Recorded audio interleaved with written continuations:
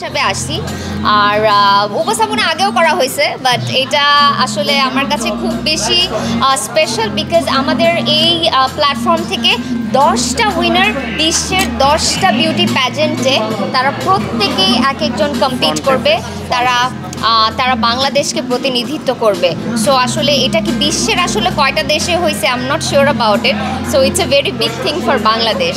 যখন অ্যাঙ্কারিং এর প্রপোজাল আসলো আসলে আপনার রিয়াকশনটা কি ছিল কারণ অ্যাঙ্কারিং তো ওইভাবে করা হয়? হ্যাঁ অ্যাঙ্কারিং বলতে গেলে হঠাৎ করা হয় আর ওরকম বলতে গেলে প্র্যাকটিসও নাই সো আমি আশা করি আজকে আমি কোনো ভুল করব না।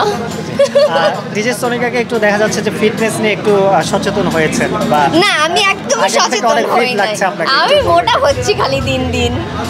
আচ্ছা এখন আমি যাব বিকজ আমার এখন উপস্থাপনা শুরু করতে হবে সবাই আমাকে গুড লাক দাও বাই বাই ফর নাও। আরেকটা প্রশ্ন লাস্ট একটা কোশ্চেন যে ডাইভার্সিটি এবং এম্পাওয়ারমেন্ট নিয়ে এই দুটো মটোকে লক্ষ্য করে এবারে মিস বাংলাদেশ এটা নিয়ে একটু বলবেন কি?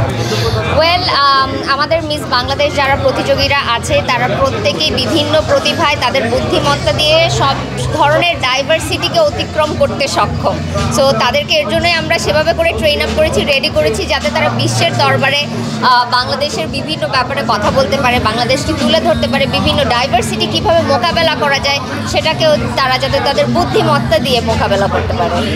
Thank you.